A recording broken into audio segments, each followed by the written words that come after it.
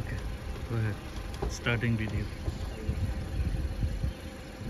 So Facebook page এবং YouTube চ্যানেলের সকল বন্ধুরা, আমি আজকে আপনাদেরকে শো আপ করব।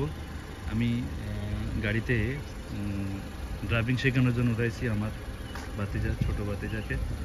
তো আজকে তার থার্ড ডে, তৃতীয় দিন। প্রথম দিন 1 ঘন্টার মতো শিখেছে, দ্বিতীয় দিন আধা ঘন্টার মতো শিখেছে, আজকেও আধা ঘন্টা শিখবো। তো আমরা দেখাবো আজকে সে কীভাবে ড্রাইভ করে, কতটুকু ড্রাইভ করে। এখানে লেফট হ্যান্ড ড্রাইভিং, আমাদের দেশে right hand driving.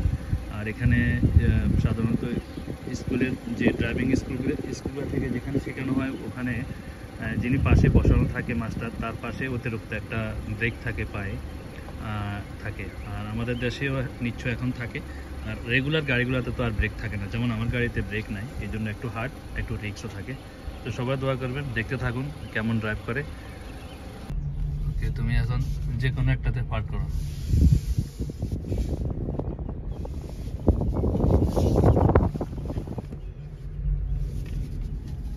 It's correct? Perfect?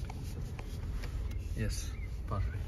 Okay, so 2 time আমরা পার্ক করছি পার্কিং লটে, ও প্রপারলি পার্ক করছে, সেটা দেখাবো আপনাদেরকে একটু দেখানোর জন্য কিভাবে সে পার্কিংটা করলো। আমি বাইরে থেকে দেখাই। এটা একটা পার্কিং এরিয়া, তো তাকে বলছি সে পার্কটা কীভাবে করছে। দেখেন, একবারে প্রপারলি পার্ক করছে, মিডলে করছে, মানে দুই দিক থেকে, সামনের দিকেও ঠিক আছে। এটা তার, এবং এই দ্বিতীয়বার, প্রথমবারও সে পাস করছে, দ্বিতীয়বারও করলো। তো আজকে তার থার্ড ডে। মাশাআল্লাহ, দেখতে থাকুন, আমি আপনাদেরকে আরও আপডেট দিব। এটা আজকের মতো এখানেই এই শেষ করলাম। আমি রিভার্স দিছো না? ওকে, স্টার্টিং। এখন রিভার্স করছে সে। তারপরে আমরা এখন আসছি, এটা একটা পার্ক বাসার পিছনেই।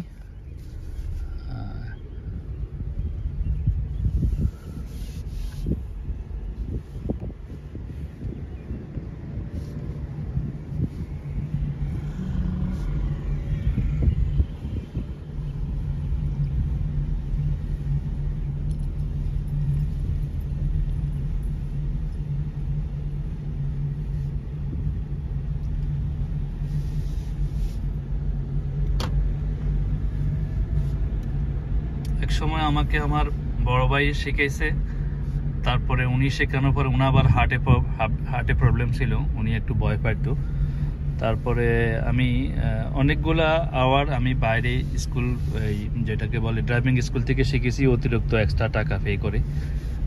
আমি প্রথম দিনেই এই ড্রাইভিং টেস্টে আমি পাস করেছি। এটা হলো আমার একটা বড় ক্রেডিট, লেফট টার্ন দাও, বড় ক্রেডিট। তবে লার্নার আমি প্রথম একবারে পাই নাই, সেটা কারণ আমাদের দেশের কালচার, আমাদের দেশের ড্রাইভিং সিস্টেম উন্নত ছিল না। আমরা ড্রাইভিং করব স্বপ্ন কল্পনা করি নাই।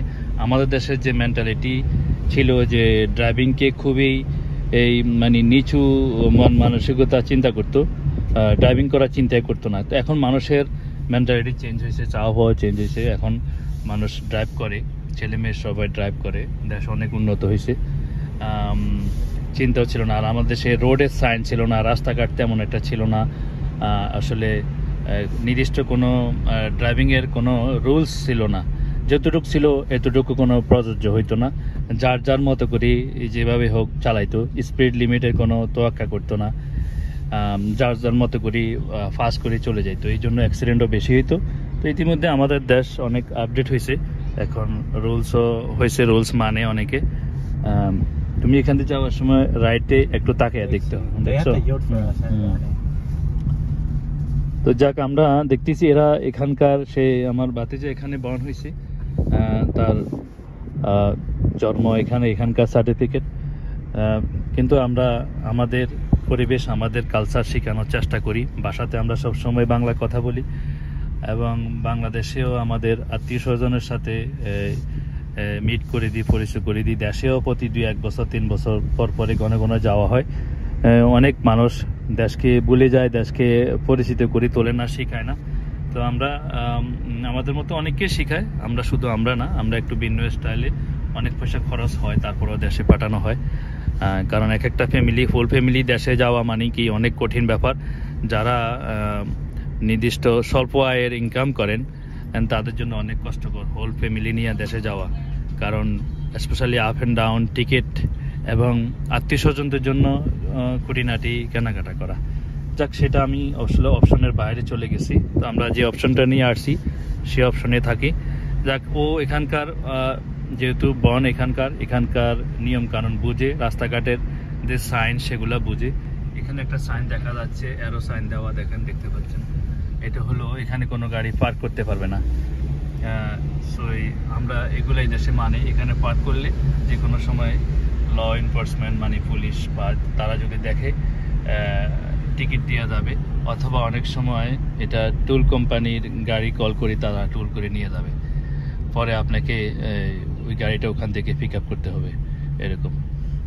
তো কিছু নিয়ম কারণ আছে, অনেক সময় সরাসরি গাড়ি নিয়ে যায় না, গাড়ির গ্লাসের বাইরে দিয়া আপনার টিকিট রেখে যায়। টিকিট মানে আপনার যে ফাইন, যেটা ফাইন করে ওইটা রেখে যায়। তখন আপনি সেটা মন চাইলে কোর্টেও যাইতে পারবেন, আর যদি কোর্টে যাইতে হলে কোর্টে একটা ফি দিতে হয়। আর যদি কোর্টে যাওয়ার ইচ্ছা না থাকে তাহলে সময় নষ্ট করে লাভ কি, আপনি বাই ফোন করে আপনি পেমেন্ট দিয়ে দিতে পারবেন, চেকও দিতে পারবেন। তো আমরা এটা বাসার পিছনে একটা পার্ক, আমরা বাসার পিছনেই ড্রাইভ করতেছি, বাতিজাকে শেখাচ্ছি। আপনারা দেখতে থাকুন, দেখি।